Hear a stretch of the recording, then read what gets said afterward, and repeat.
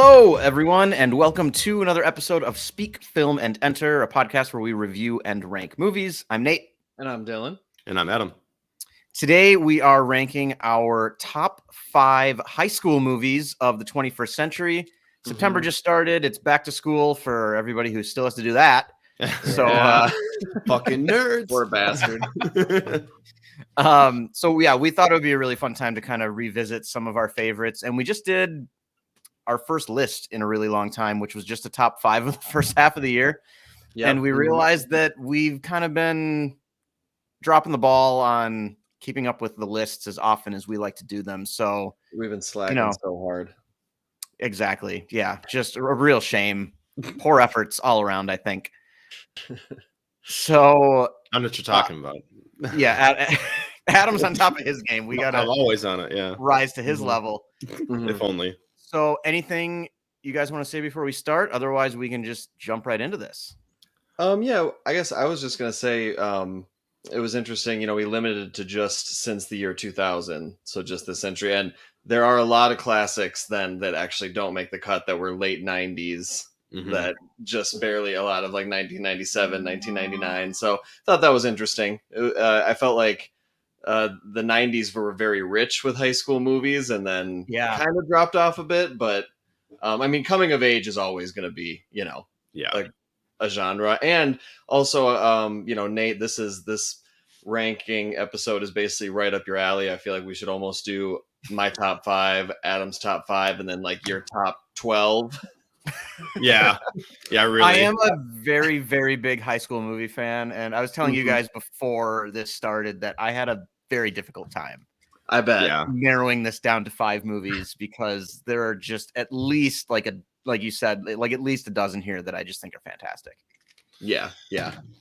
I'm not saying you're gonna hate my list, but I feel like I have a few picks where you just be like, I can't believe you included that when there's so much better stuff out there. I'm just gonna be super judgy of your list now, Adam. For that, you get to go first. It's only the honorable mentions, but we can talk about those after. We'll do honorable mentions at the end. Yeah. Okay. So some of these I would say don't necessarily they're movies that take place in high school. So this one is kind of the one that I think is outside of the bends the rules a little bit, depending on how you want to view them. I have one or two of those as well. Okay. My 5th one is 21 Jump Street. That was I consider that strongly. This totally counts as a high school movie. Okay, good. Yeah. They spend the whole mission is take place in high school. A bunch of the other kids are actually in high school. Yep. Become a teenager again. Like go convince people. So I think this one is a ton of fun, and it's always fun to see Tatum and Jonah Hill. Oh, just a really successful. Talk about a successful reboot of a comedy like IP. Like that was really well done. So good that they made a sequel. Yeah, and buddy comedies are kind of strange these days. So that was a good one. I have just cut in here really quick. I have a really weird memory of this movie where this came out when we were all living together in college, and our buddy Zach and I saw it before you guys did. And I came back just glowing about this movie. And for whatever reason, Dylan decided to be very, I don't know if like judgy is the right word, but like particular. He had his doubts. So then it came out on streaming later in the year, and I was just super excited because I loved this movie. And I just remember, Dylan, I distinctly remember you just kind of giving me this look and like, this better be good, Nate. The whole evening depends on your taste in movies. Your taste in movies. There was some doubt. Well, good. I'm glad I lived up. Yeah. Fantastic. All right. Moving on to my number 4 is The Perks of Being a Wallflower, which I think is one that Nate will probably have on his. But nice. You'll probably have it a little bit higher. I've only seen it the one time. I know you've seen it a few times, but I did watch it with you. So I really enjoyed this movie. Obviously, I'm a Emma Watson fan from everything she's done in Harry Potter and up through this. Fantastic. But Ezra Miller is in this movie, which is kind of strange. Like he's obviously going through a bunch of whatever he's going through. This is a great movie, and he's great in it. And then this is kind of the launch of Logan Lerman, I feel like. So Lerman's interesting because he was kind of like, if you look back, he was in a lot of stuff as a kid. Oh, really? Like he was the young Ashton Kutcher character in The Butterfly Effect. Oh, nice, good pull. I feel like we talked about that on the episode. I did not remember you said that. He was also in. I think he was Percy Jackson back when Harry Potter was huge. So then they were adapting like every middle grade fantasy book into a movie. So that's when he was a little bit younger. But then I do feel like this was kind of his first like big starring movie that kind of caught on with a bunch of people. Yeah.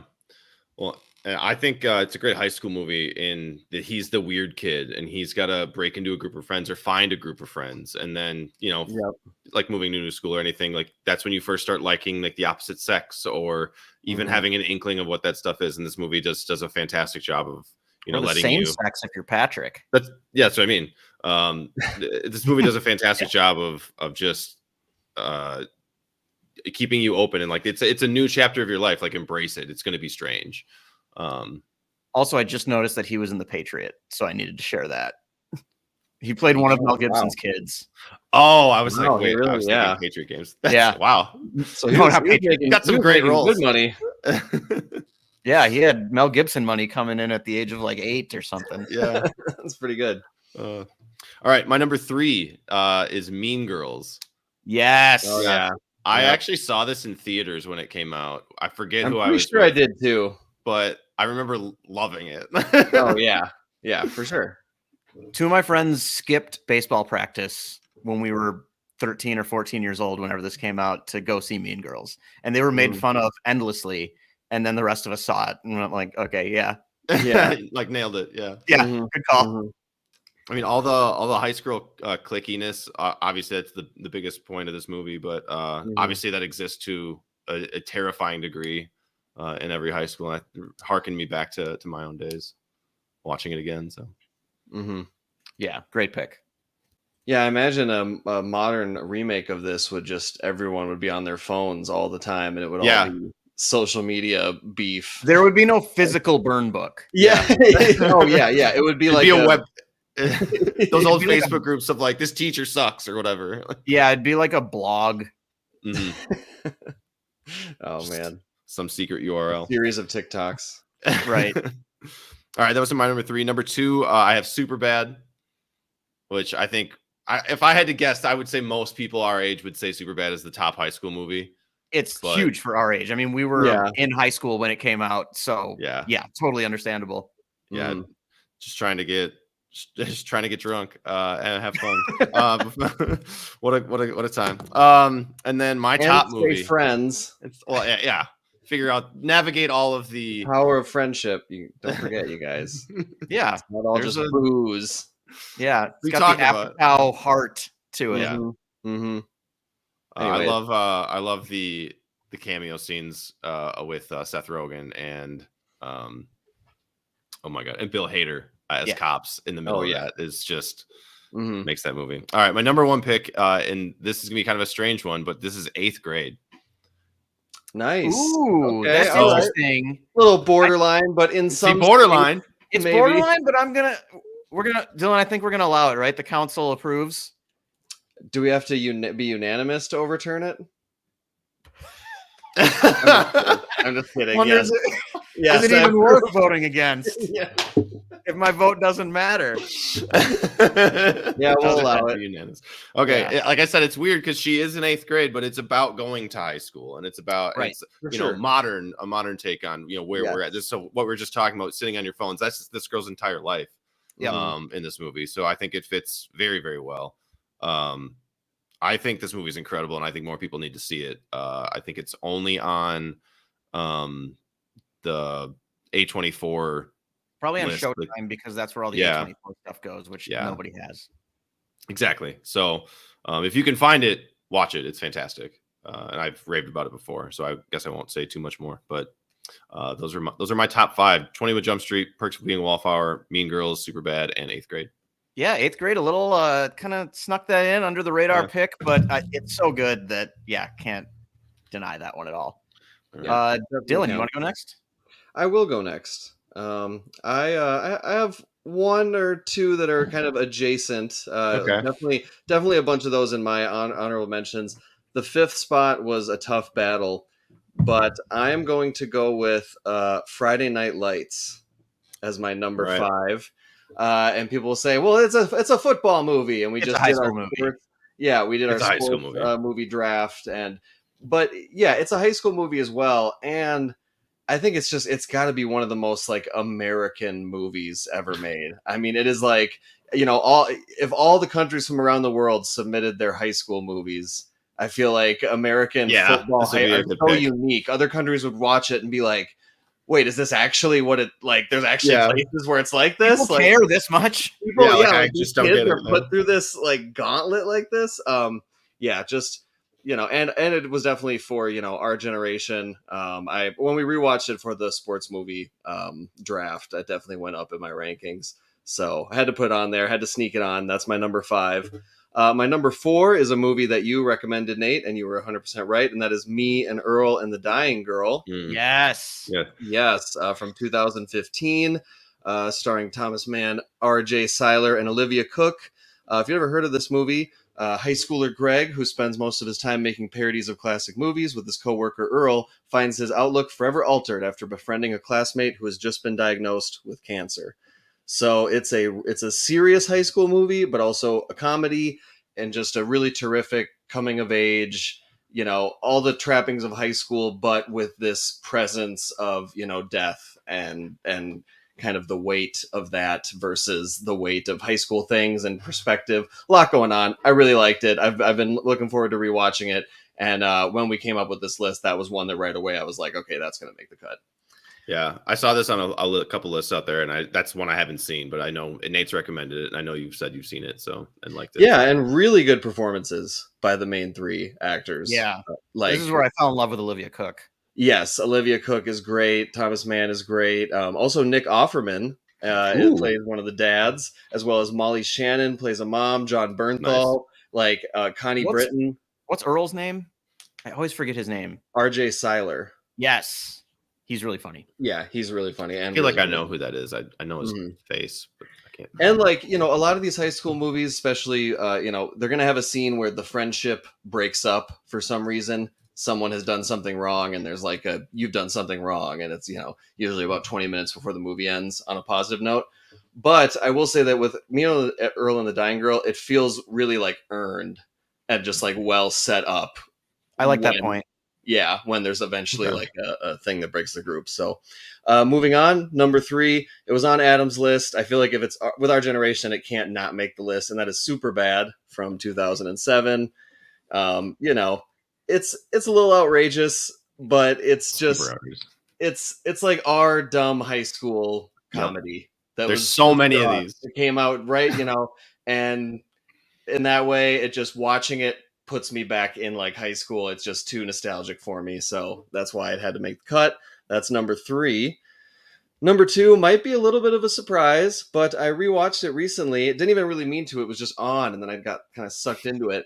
And that is from 2010, Easy A. Oh, nice. This is a really good movie. I'm surprised it's on your list, though. Yep, with starring Emma Stone, also Amanda Bynes, and really who steals the show is his parents, played by Stanley Tucci, and who plays her parents? Her parents. Yeah, just fantastic chemistry. Patricia Clarkson. Yes. Yep, Lisa Kudrow is in this. Lisa Kudrow. Thomas Hayden Church.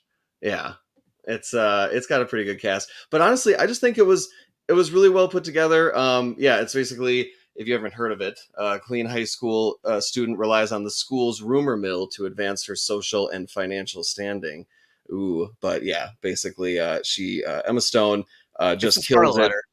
Yeah, it's Scarlet Letter. That's what I was looking for. It's Scarlet Letter put in modern high school. Well, then a modern before smartphones still. So again, kind of aged, kind of a time, even though it's not that old. But yeah, really, really good. I just think it's well put together, and it's a slightly not as good version of my number 1 movie, which is Mean Girls. There we go. I believe definitive high school movie of the century from 2004. Just all the quotes. Lindsay Lohan. Who's the other who plays the main girl? Rachel McAdams. Rachel McAdams stealing every scene. Amanda Seyfried. Yep. Tina Fey and freaking Principal. Yeah, I can never remember his name. Amy Poehler. I mean, it's just really good. Me young. And of course, Rajiv Surendra as Kevin Napur, one of the best rappers in any high school movie. That this, you can make an argument just for the talent show alone that this is kind of a Christmas movie. Yeah, I think so. I think it coincides with Christmas enough. Yeah. But I mean, it had to be Mean Girls. Number one with a bullet on this list. So that was my 5: Friday Night Lights, Me, Earl and the Dying Girl, Superbad, Easy A, and Mean Girls. Nice. I like that list. All right. So Dylan, not to be left in the dust by Nate's choices. Oh my God. Well, now here's what I'm gonna do, because Nate's internal struggle. Because the honorable mentions come right after my top 5 is I'm going to tell you my top 4, and then I'm gonna list like 7 movies that tied for 5th. Okay. Then can you let us guess what we think out of those 7 it is that you actually did put for number 5? Once it gets there. Sure, yeah. But we'll start at 4. Okay. Right. And for me, number 4 is also Me and Earl and the Dying Girl. Nice. One thing that you didn't mention, Dylan, that I wanted to draw attention to is just how funny the references and movie titles and little snippets of the fake movies that they make are. Especially as we explore more of cinema history. They're like, as I've revisited that movie almost every single time, there's like one more that I get. Gotcha. Nice. Okay, yeah. God, I gotta rewatch this. I might rewatch it tonight. I think of all the ones we've talked about so far and the ones on my list, that feels like the one I'm most excited to revisit right now. Okay. So number 4, Me and Earl and the Dying Girl. Number 3 for me is The Perks of Being a Wallflower. And yes, Adam, I have watched you more than this. There was one time I watched it 3 nights in a row. Yeah. I remember you showed it to me and you said you'd seen it a bunch. And yeah, I've also read the book 3 times, and each time I read the book, I read it in one day. Damn. So this is a story I just really, really love. So number 3, Perks of Being a Wallflower. Just one touch with this movie that I really love is the author and the director are the same. Stephen Chbosky wrote the book. He also directed the movie. His decision to have Charlie's friends all be seniors, I think, is really brilliant to kind of underscore how like they can't be the solution to his problems. Because like they're gonna leave and he's just back to square one. Like he's got to figure his shit out without them. Yeah. Aside from everything they've given him, they can't save him, really. So I've always really liked kind of the way that works in that story. Number 2, Mean Girls. Nice. Just nice. Yeah, just endlessly quotable. Yeah. And I really feel like for us, that or Superbad for our generation, those are like the 2 defining high school movies, I think. Perks of Being a Wallflower maybe more for the kind of quieter, artsier crowd. The less popular folk in high school. And then number 1 for me is Sing Street. I knew it would come up.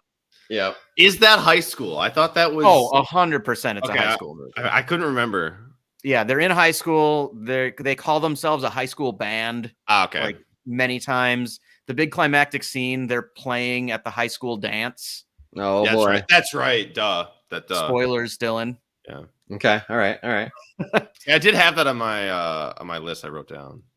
So yeah, 4 Me and Earl and the Dying Girl, 3 Perks of Being a Wallflower, 2 Mean Girls, 1 Sing Street. And I don't know, did you want to guess a few that I'll have that I also wanted to mention here? Or should I just go ahead? I want to guess out of the 7. Oh, sure. So the ones I had, 7 was just kind of a sure.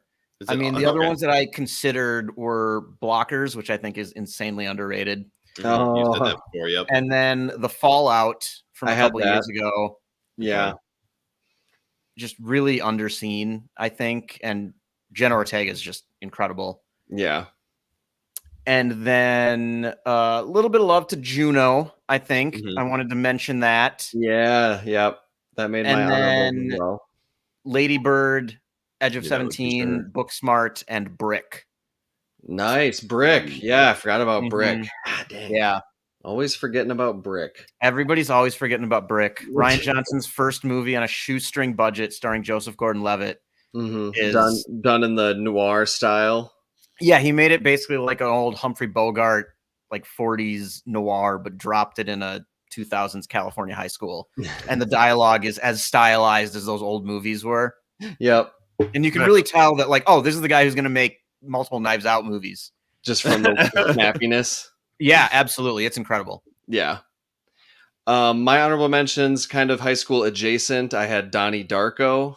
Mm-hmm. I still haven't seen that. Definitely more of a dark sci-fi, but main character is a high school student in high school. Lots of scenes in the school with teachers, yada yada. I think that counts. And then also had Booksmart, also had Fallout, also had Juno, and then let's show a little love to Napoleon Dynamite.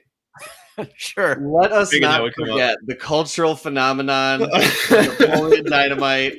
Vote for Pedro. The dance scene at the talent show. Uncle Rico. It's bizarre, but in some ways it does capture, it leans into the awkwardness and the bizarreness of high school. I mean, when he brings the tots back in his pocket to eat them in class, and then his buddy kicks him in the pocket and smashes all of them. I mean, come on, that is just awesome juvenile high school hijinks right there. I feel like that was the first like indie movie I saw, and I was like, "What the fuck is this?" And it was just like, you know what I mean? One of my friends in middle school, Dylan, since Dylan and I went to middle school together as well, his dad like downloaded an illegal copy onto his computer, like way before the movie was available to watch at home. I too remember LimeWire. Yes, he watched it like every day for like a month and a half. Whoa! It was just every single day. He just come into school, but watch it again. And, you want to guess who that is? I can tell you when we're not recording. Not that it's like a horrible thing, but I'll guess off air. Off air. Mm-hmm. Also, speaking of, I have our high school senior night shirt on. Look at you! Yep. Look at you! I had to break it out just for this episode, so didn't want for that some reason that just clicked with me while you're wearing that shirt. Like I did not tie the shirt to the episode at all. Even before when you commented on it? No, to be fair, neither did I. Nate. To be fair, neither did I. Yeah, so. I told me and Nate like commented, "Oh, is that from Armstrong?" I was like, "Yeah, I still have it. It still fits." And then we recorded this whole episode. You didn't put together I was wearing it not until just now. High school movies. It's same straight over. Well, look, I'm not saying that it shouldn't have clicked with me right away. Mm-hmm. I'm just admitting that it didn't. Fair enough. Yeah, we're not as perceptive as we thought. Right. Also Jennifer's Body. Oh, nice. I still need to see that too. I'm going to try to get a lot of Donnie Darko this year. Yeah. My honorable mentions are some weird ones. I had Sing Street, but then in that same vein, I had High School Musical because what a banger for the slightly younger of our generation. I feel like that was between my sister and I. Like we watched that movie. Those songs were everywhere. I was not expecting the words "what a banger" to come out of your mouth immediately after you said High School Musical. Dude, it's a bop. It's good. It is. You just gotta respect it. Mm-hmm. It's annoyingly catchy. I'll say that. I definitely hated it when it came out, but like, yep, respect. It's solid. Respect. Then my last two. So going with the sports movies, I went with Coach Carter. Ooh, yeah. Okay, good choice. Yeah, I think that's that was really close. That was really close to making it. And then this one is in this very much the same vein as Mean Girls, but more ridiculous and definitely more crude. Does not really hold up, but not another teen movie. I need to revisit that. One of Chris Evans' like first movies. Yeah, there's a strong Letterboxd contingent that thinks that movie's a masterpiece. The movie's really good. It's dated in the ways you don't want it to be dated. Like it's crude, sure, but a lot of it's parody. So that's why I need to revisit it because I didn't really understand that the first time I watched it. Oh yeah, and that would. And so if it's parodying things like Porky's, yeah, I don't really feel like I need to say anymore. No, you don't. Did either of you consider a Harry Potter movie? I did. I did not. I don't think that's like it's weird because it is, but it isn't high school. By the time they get to high school, it's become bigger than the school. I feel like if you did like middle school movies, you could fit or just one like in teenage. easier. best like teenagers movies. It's that, but yeah, I think for me, like the 5th or the 6th one would have to be the most like, high school of it. Yeah, which one is there like catty shit going on between Ron and Hermione? That's that the 6th. That's so that would probably all that catty shit. Yeah. Tell us how you really feel, Adam. Yeah. They're friends. Was that all? Were those all the ones you had? That was really hard to say. Last thing I'll say before we wrap this up. If I could have ever written a movie, it would probably be very similar to Edge of 17. Okay. And last thing I'll say is I think Booksmart is better than Superbad. Just to end on a controversial note. Ooh. Boom. Hot take. Yeah. I'll have to watch it. And totally reasonable. Have you not seen Booksmart? No. We talked about it. They're definitely... Yeah. They share a lot of DNA. Yeah, a lot. It would make a good double feature. Okay. I will check it out. All right. Well, that was fun. I said it first. Not on my... Clearly, Dylan had more fun. Yes. Yep. Absolutely. Nate, thank you for, putting in the work to try to narrow it down, even though you kind of copped out at the end, but it's okay. Florida gave me permission to at the top of the episode, so I just decided to run with it. That's true. We did. All right. Nate, is it your turn to put a wrap on the show? It is. That'd only be fitting. All right. Take it away. On Wednesdays, we wear pink.